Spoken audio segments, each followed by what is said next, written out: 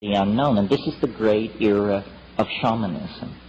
And what is shamanism but philosophy with a hands-on attitude? Philosophy not made around the campfire, but philosophy based on the acquisition of extreme experience. That's how you figure out what the world is, not by bicycling around in the burbs, but by forcing extreme experience. The reason people refer to psychedelic endeavors with the vocabulary of travel, taking a trip, and so on, is because that is an extreme endeavor. It's the same endeavor. It's the leaving behind of the values of your own culture. You know, take nothing but a change of clothes, fly to Benares, and take up residence at Dasasamid Ghat among the Charas sadhus, and I guarantee you, whether you resort to psychedelics or not, you will experience boundary dissolution, a reorienting of categories, and a reframing of your perspective on your life and your being. So extreme experience is the necessary key. This is true in all forms of endeavor. I mean, if you want to understand the atom, you have to smash it. You know, sitting around looking at it, it will never yield its secrets. You have to smash that sucker to bits and then collect the pieces and then examine exactly how it all came apart. In the same way, and without, going too far afield for the pun, we must smash ordinary consciousness. Get smashed. And then look at the pieces flying in all directions and say, gee, I didn't know minds could do that. They can't in the workaday rote of, living inside the little boxes of positivism and constipated behaviorism and all the rest of it.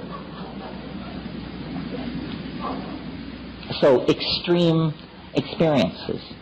But, you don't want these experiences to be too extreme, or you will sever the connectivity among the various subsystems, and then we'll have to bury you. And this is always a huge strain on those left behind. So there is a practical element here, which is, okay, so we want to have extreme experiences, but we don't want to have such extreme experiences that we don't live to tell the tale.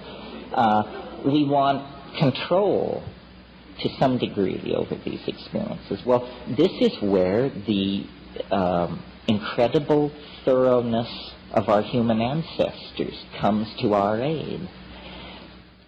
Throughout time and space on this planet, the tribal societies that preceded us made it their business to discover, catalog, and learn to manipulate plants in the environment as the carriers, as the sources of chemical compounds in the environment, which would work extraordinary transformations on consciousness without physical harm, without physiological damage to the organism.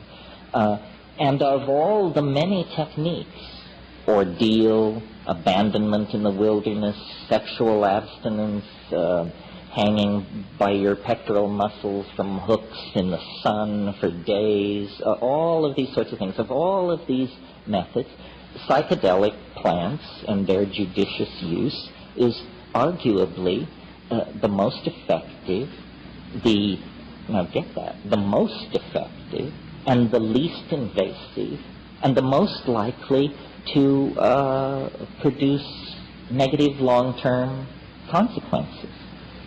Well, this was not news or even controversy anywhere in the world until within the confines of the 20th century, basically. The presence of these substances and plants began to alarm the order-keeping forces of the high-tech industrial democracies. Issue separate from the issue of stimulants and depressants. It's an issue separate from the issue of addiction and dependency. These things are not stimulants or depressants, and they do not cause addiction or dependency. What they cause is what I'm advocating, a fundamental revaluation of cultural values. Because culture, as we're practicing it currently, is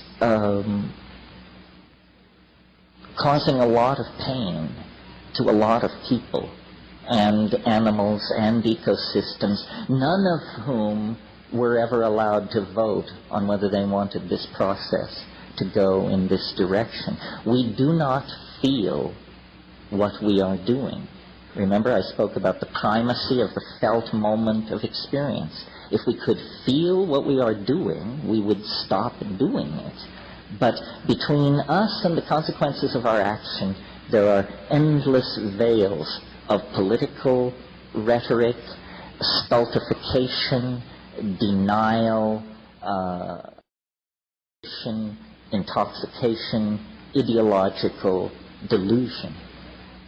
Now, normally, I think a rap like this tends to, if you have to pigeonhole it, to come down on the side of pessimism. But I am not pessimistic. I see everything as though it were integrated and connected, and there is an unfolding and a plottedness about our situation. It's not for nothing that at the very pinnacle of the age of faith in the machine and science and male dominance and projection of strategic weaponry and so forth and so on, that there should come from the gentler societies of the world, from the rainforests and high deserts of the world, the news of these plants. You know, the Western mind, the cataloging mind, the Cartesian mind, in its frenzy to locate, list, isolate, and define everything, carried these plants and substances over the past 150 years into the confines of our society, and they are much like Trojan horses, left there by the bedraggled, beat-down, disenfranchised, third-world shamanic people, to be found by the white-coated priests and priestesses of science, and to be brought back into the laboratory to be picked apart for their efficacy in treating addiction or overcoming neurotic behavior or something like that. But of course, the neurotic behavior that they impact upon is neurotic behavior so wide, so deep, so revered that it is in fact cultural values themselves. You see, what is happening, I think, is it's really bigger than psychedelics. It's bigger than human evolution. We are not making the waves in this ocean. We are corks riding the waves of the ocean. But we are privileged by perhaps chance alone to occupy a unique moment in the history of the universe.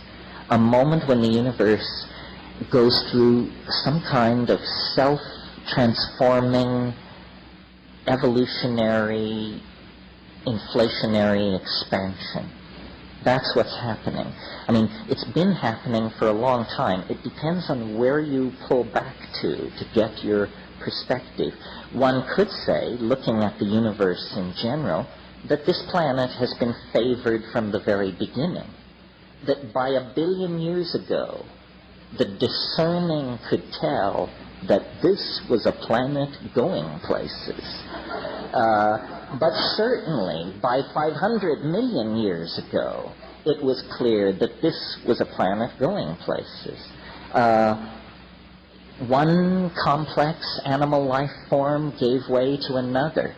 Catastrophes, yes, but never catastrophes so total that the enterprise was wiped out. We know that 65 million years ago, a catastrophe, an asteroid, a planetesimal impact occurred on this planet. Nothing larger than a chicken walked away from that on this planet. A bad day, you say. But were it not for that bad day, we would still be the egg-eating shrews at the edge of the reptilian garden party. These marvelous flowering plants chock full of psychedelic alkaloids, none of them would have existed. The flowering plants and the higher mammals all arose in the wake of this planet-scouring catastrophe. So, you see, there is built-in to the larger systems of nature an enormous, what my mentor Eric Jansch used to call metastability. They are metastable. They are not easily deflected. An event as large as a planetesimal impact basically only resets the evolutionary clock by a few million years, and then in almost overleaping itself to make up for lost time, out of all of that catastrophe come primates, animals of such complexity and coordinated sensoria that they are wonders to behold, and from them, and quickly, then come abilities never before seen in the world of organic organization. Freely commandable languages, spoken languages, symbolic activity for the first time. Well, at that point, even the academics believe human language is less than 40,000 years old.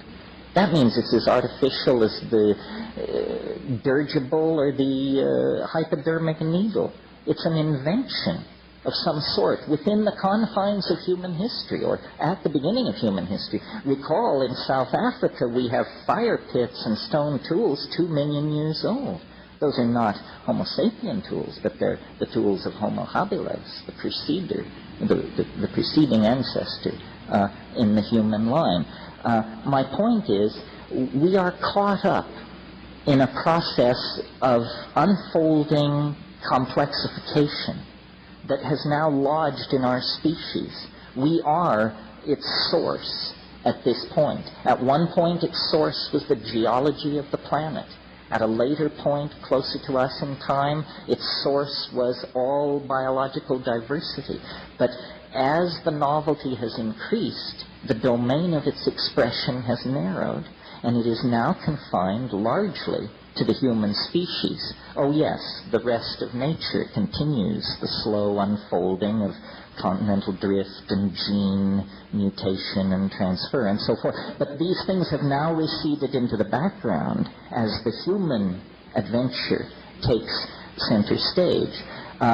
So it's almost as though, in fact, this is what I believe, that we are not pushed from behind by the causal unfolding of historical necessity, but that we are in the grip of an attractor of some sort, which lies ahead of us in time.